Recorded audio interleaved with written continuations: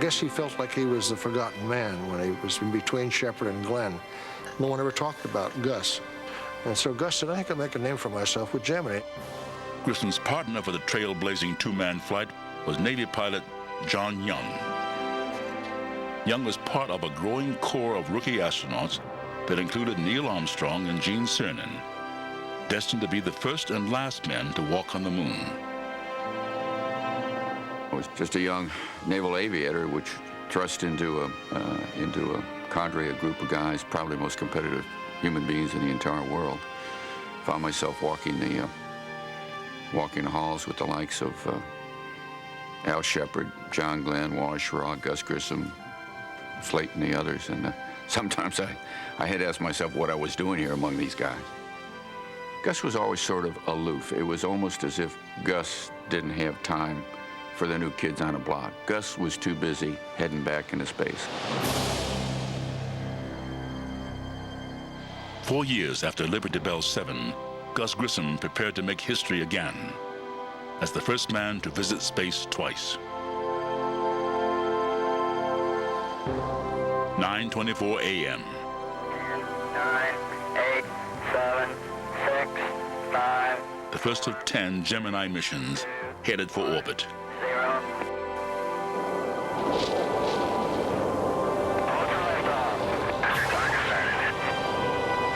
Roger pitch. You're on your way, Molly Brown.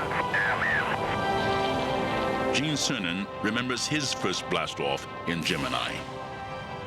The first stage lasted 2.5 minutes or so, and that's when the revelation of the fact that you were riding on a rocket really came home to me, because we were pushed back in our seats maybe 4.5 times the weight of gravity. So it was hard even to lift your hands off your chest to get to the controls. And then that first stage shut down. I mean, it was just roaring, and you felt like, here you go, and you're just going to blast out into the universe somewhere. 90 minutes into the flight, Gus took a critical step on the road to the moon. Firing Molly Brown's thrusters, he eased into a different orbit. For the first time ever, a space traveler had changed course, proving that man could navigate on this new ocean. While Project Mercury tested man's ability to survive in space, Gemini was about learning to fly, developing the skills needed to go to the moon. Grissom's pinpoint orbital maneuvers set the stage for later flights, missions that would perfect rendezvous and docking techniques, and extravehicular activities, like Ed White's historic spacewalk during Gemini 4.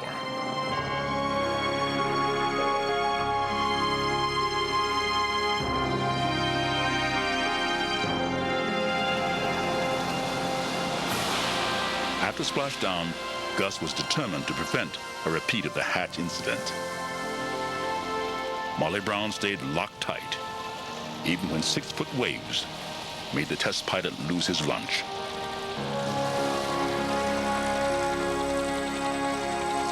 The flawless mission at last confirmed Grissom's status as an American hero. Now Gus set his sights on the moon and command of a spaceship called Apollo 1.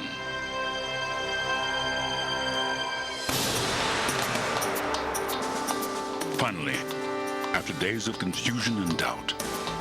Okay, it's coming up on your port side, 10 degrees to the port. Repeated analysis and recalculation of sonar and navigation data. At 5 degrees port, still 50 feet out. Now, at last, the coordinates for the elusive Target 71 begin to line up with video from the bottom. 080, dead ahead.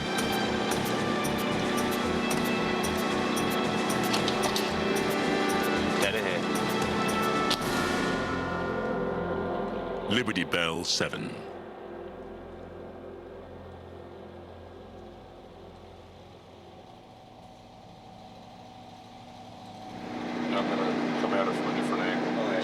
Yeah, more from the left.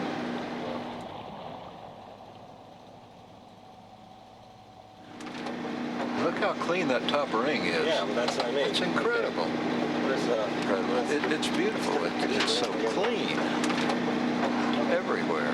Right there is breathless. Takes your breath away. Absolutely breathless. Now, the next thing is I want to touch it. Seeing is one thing, but touching is another. So, hope they bring it up pretty soon. It gets our hand on. It looks in pretty good shape. Even the telescope looks pretty good. Where were you when you last touched it? About 55 minutes before liftoff. That's when we were ready to go. Oh, now that's a good view. Okay, now this thing, yeah. All right. See, this is the thing we need to get out of. That's the old snap hook. See the snap, recovery line.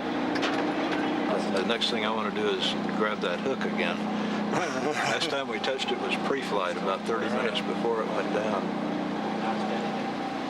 Well, that's a good picture. What a shot.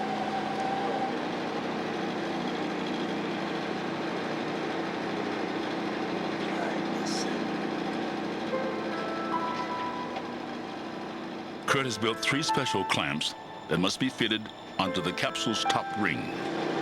Obviously, be as gentle as you can. The operation calls for a delicate touch, like doing surgery by remote control on a patient miles away. Easy. Easier than that. Almost there, man. You want it right in here? Right? Yeah, right on the other side of that. Oh, right there.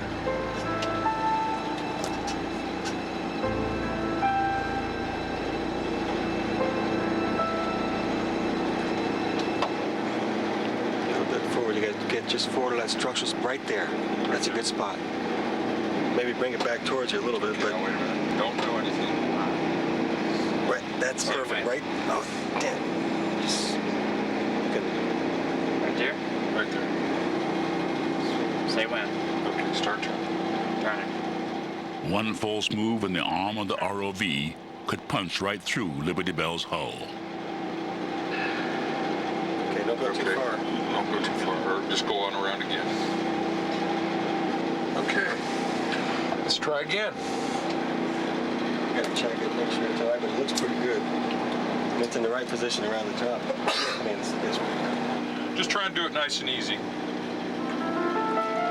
right. Take it back a little bit. So you're rotating around it. Yeah. Okay. Yeah, a little That looks more. beautiful. Just a little bit more. It's got to go a little more. Oh, that's good. That's even better right there. Jeez, why is it so slow? It's about 2,000 turns lock to lock. I'll never do this. I'll die first. It's side loaded. That's why it's turning like I'll that. die first. Well, Nothing you can do about it, man. You're doing all right. You're doing the best you can. Great job. You're doing good. There's another 150 more like that, and we'll be set. The clamps mate perfectly with Liberty Bell's top ring. But joints weakened by 38 years soaking in salt water could shear away, leaving Kurt with nothing but the top ring.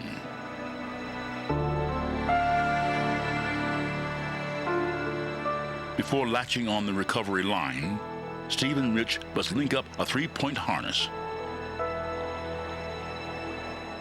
If they succeed in hauling up the capsule, there's still one last and potentially deadly challenge. The escape hatch wasn't the only explosive device on Grissom's capsule. Liberty Bell 7 was also carrying a bomb. Long before Grissom's mission, NASA engineers had planned for the possibility of losing a capsule at sea. Each Mercury spacecraft was armed with a depth charge, a SOFAR bomb, designed to detonate deep underwater and blast a sonic beacon to help locate a sunken capsule. Right here, there is this partition going up. Liberty Bell's undamaged hull means the SOFAR bomb has never exploded. This is 1 pound of HBX, probably in a heavy stainless steel case, which would be about the equivalent of 16 hand grenades going off at the same time. Hugh Cease is a specialist from UXB International. His job, getting rid of bombs. The explosive exclusion area for this device is about 900 feet. 900 feet. And we've got 184 feet on this vessel, some of which we're using, so there is no way to get out of the exclusion area for this amount of explosives. If it goes off, it'll punch pieces of shrapnel through the capsule and through those Connex boxes back there. So we need at least a quarter-inch steel between the people who are on the ship and the people who are in the back doing the work for frag protection. We're going to stand by during step one. We're going to let you strap it down. I hate to say it, but if somebody gets hurt, you don't want us to get hurt while it's being strapped down, because then we wouldn't be any good for the step that you really need us. Yeah, that would be removing the shrapnel after it's gone off. No. That's what the coroner does. Even after 38 years, Liberty Bell could still be a death trap.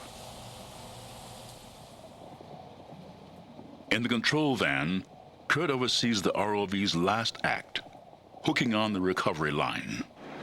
You're golden, Steve. What? You're golden. Something hangs together on the way up. Soon they will learn if the top ring can still bear the weight of the capsule. To unreel the recovery line, the ROV and its cameras must be hauled to the surface, out of the way, leaving Liberty Bell on the bottom, alone and out of sight. Now we pray. Yes, we do. Yeah. See what we see. We've gone fishing, now we're going to see what we caught. That's right. We've hooked the big one, now all we have to do is land. Yeah. Preparations are complete. The rest is up to fate.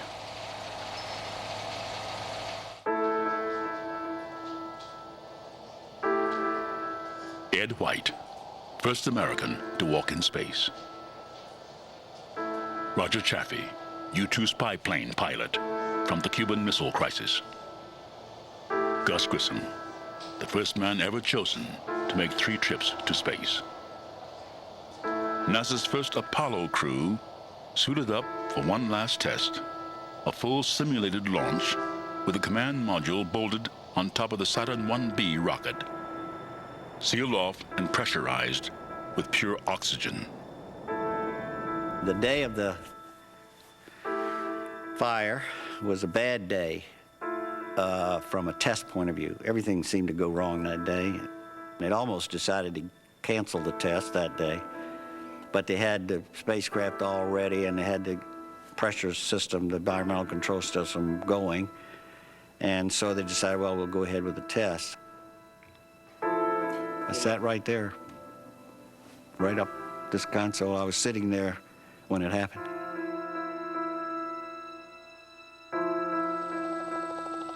Apollo 1, scheduled to lift off 25 days later, was planned as the first of 6 rapid-fire launches as America raced to put a man on the moon by spring of 1968.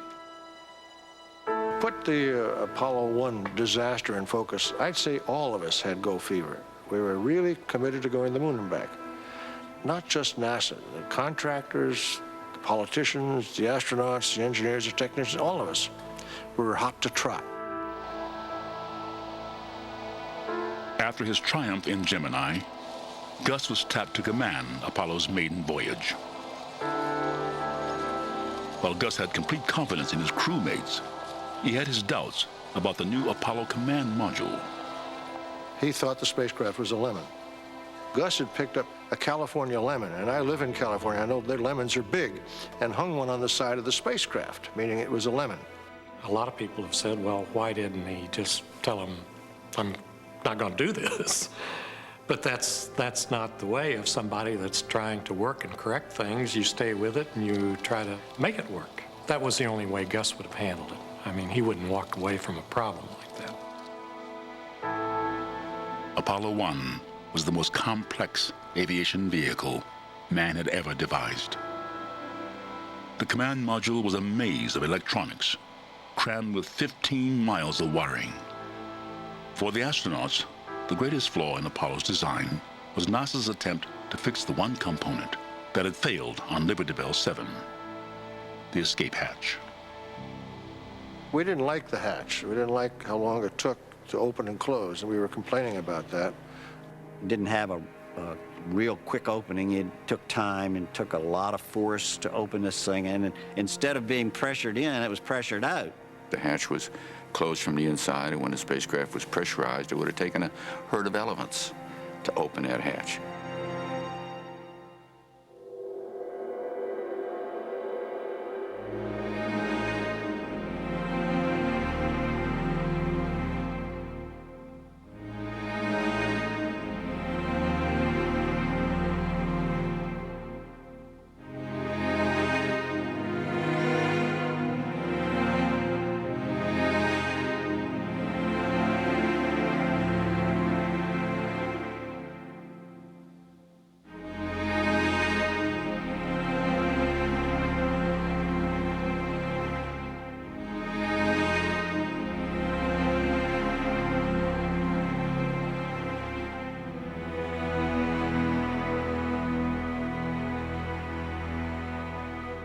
At 1:19 in the afternoon, Gus and his crew prepared to be locked into a spacecraft filled with pure oxygen.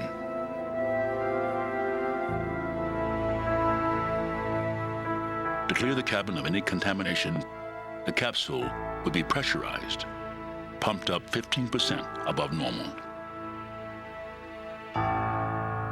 That put us in a position of sitting on the pad in a bomb, pure oxygen at 20 psi. That's a bomb. But we got away with that all through Mercury, and we got away from it all through Gemini, and we got complacent to that danger. Okay, command pilot, do you read? Interference made communication a nightmare.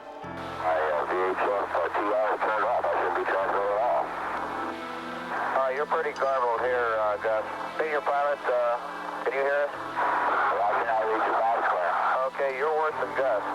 6:31 that evening. As communications crackled between capsule and control room, electric current coursed through hundreds of circuits. Beneath Grissom's couch, wires chafed against bare metal. A spark flashed. You could hear somebody yell, "There's a fire." Somebody else yell, "Get me out of here."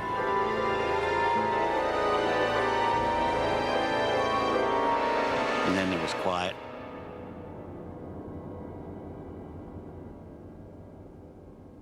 Trapped by the hatch, Gus and the crew had no hope of escape. Fueled by pure oxygen, Apollo 1 became a blast furnace. It would be 8 long minutes before the hatch could be opened. For Grissom, Chaffee, and White, the end came in 14 seconds. Gus Grissom and Ed White and Roger Chaffee lost their lives before they ever even got off the ground. Their booster wasn't even fueled. They were in a pre-launch test. It shouldn't have happened like that. And I think not that it would have been any easier if it had been in space, but I think you could have understood it a little better. When the fire happened, that hit me pretty hard. Because when you know these fellows so much, so you know that you're very close to them. 3 good buddies incinerated, but for us, sitting on a live rocket is another day in the office, and it is an occupational hazard that everybody in the business accepts, because the riches to be gained from pressing on are well above any of the risks that you accept.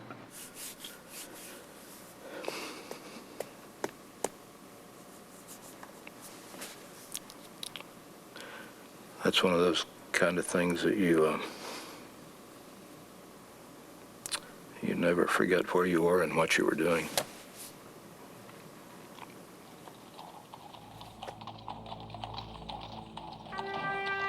Once again, the nation turned to Arlington National Cemetery to mourn fallen heroes.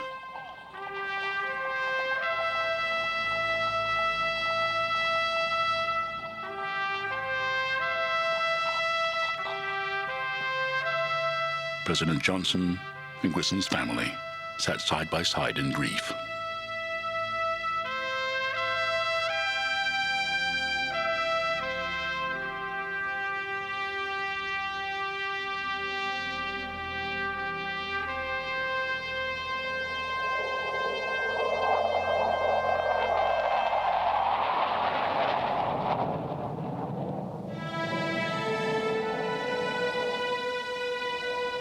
Today, Apollo 1's launch pad stands as a silent relic of the space race.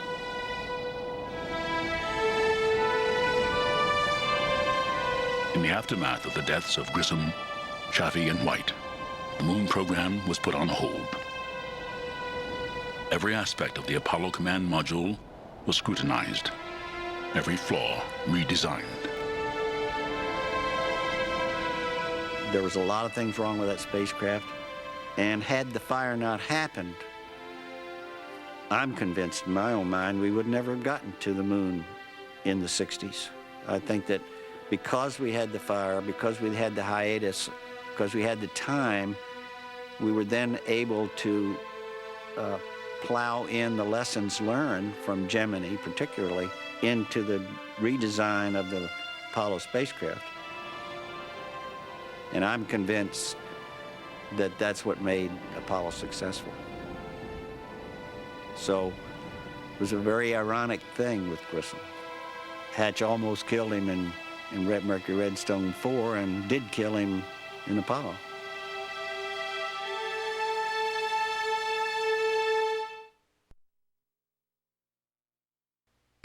Trapped in a place almost as inaccessible as the moon. The bottom of the ocean, 3 miles down. Now, with luck, Liberty Bell is coming home.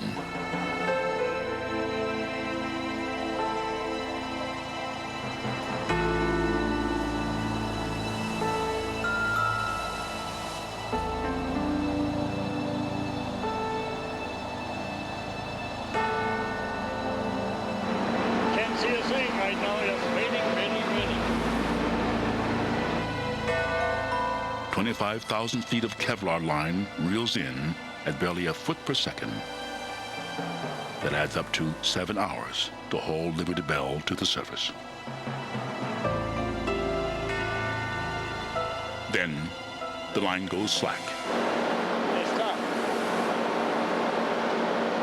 What's the concern here? Well, we thought we lost it there for a minute, but it was just on the top of a swell, and we just got a little slack and some heave in the line. It looks like we still got it. I don't want to lose it now.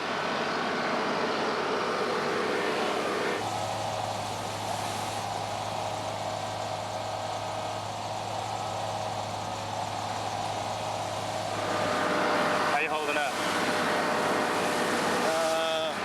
I'll tell you in about 20 minutes. This is the exciting part.